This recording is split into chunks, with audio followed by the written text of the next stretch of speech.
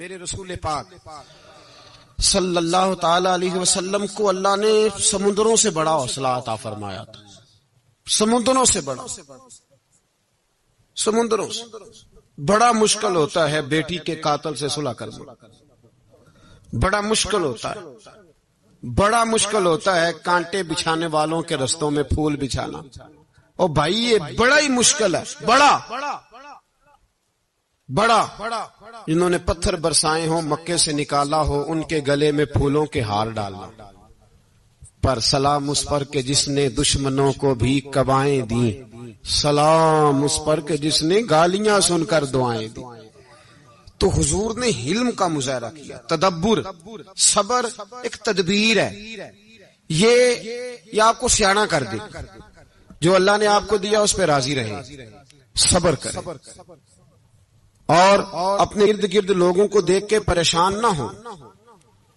نبی پاک علیہ الصلوۃ والسلام نے اپنی امت کو صبر سکھایا اور ساتھ یہ بھی حکم فرمایا کہ مصیبتیں اور مشکلیں بڑے لوگوں پہ آتی ہیں، چھوٹوں پہ مشکلات جو دل کے چھوٹے ہوں، ذہن کے چھوٹے ہوں، ان پر اللہ مشکل نہیں ڈالتا. ایک صحابی نے کہا یا رسول اللہ صلی اللہ علیہ وسلم سب سے زیادہ مشکلات کن پہ آتی ہیں؟ تو حضور نے فرمایا نبیوں پہ. کن پہ یا رسول اللہ؟ اس کے بعد تو حضور نے فرمایا پھر نیک لوگوں پہ، علماء پہ، صلحاء پہ، صوفیاء پہ، اتقیاء پہ. ان لوگوں پہ بڑی مشکلات ہوتی، یہ کٹھن راہوں سے گزرتے. بھائی تیار کریں ذہنی طور پہ اپنے آپ مشکلات کے لیے، آزمائشوں کے لیے، تکلیفوں کے لیے تیار کریں.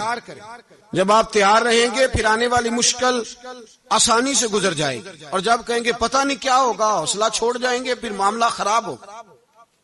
دلیر رہے، تدبر سے چلے، دانائی سے چلے، علم پیدا کریں.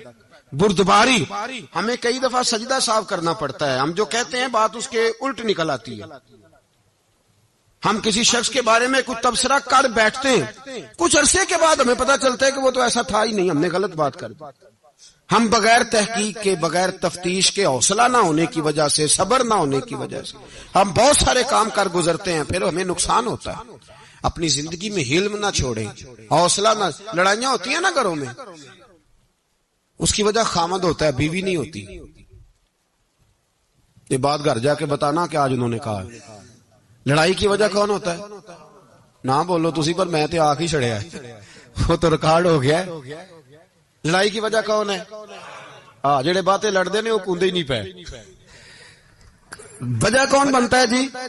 کیوں بلا؟ اس لیے کہ نبی پاک صلی اللہ علیہ وسلم نے فرمایا عورت کی اگل آدھی ہے تو تیری تو پوری ہے نا.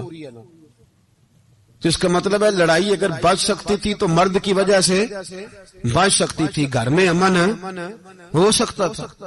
کہتے ہیں جی یہ بڑی بیوقوف ہے، میری سنتی نہیں. تو میں نے کہا جو اس سے بحث کر رہا ہے وہ سیانا ہے؟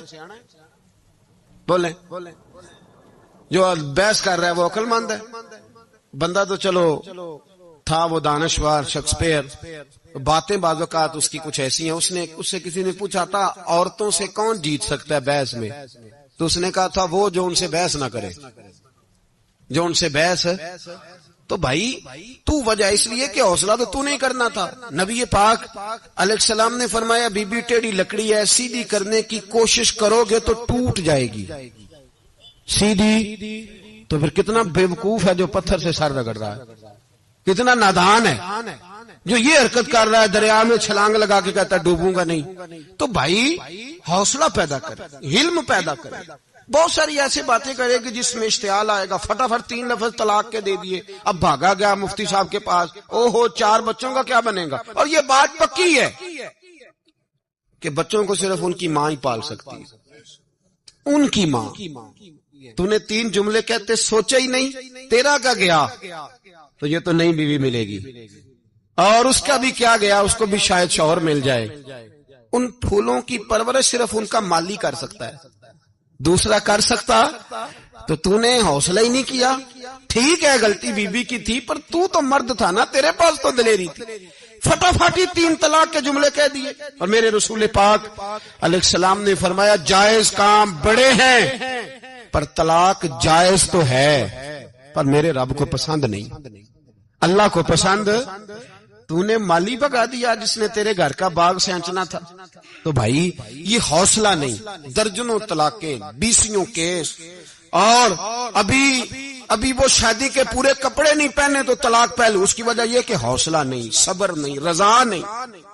ہم احساس نہیں کرتے. اگر تو یہ سمجھ جائے کہ بس اللہ نے جو میرے لیے بہتر سمجھا مجھے دے دیا، صحیح ہے، میری آزمائش ہے، کیا ہے، کچھ ہے جو اس نے بہتر سمجھا مجھے، اس نے، پھر تو سکھی ہو جائے، تیرے لیے جینا آسان ہو جائے، پھر تو بہت ساری پریشانیوں سے، آزمائشوں سے دور ہو جائے. میرے نبی پاک علیہ السلام نے ہمیں حوصلہ کرنے کا حکم دیا، دلیری.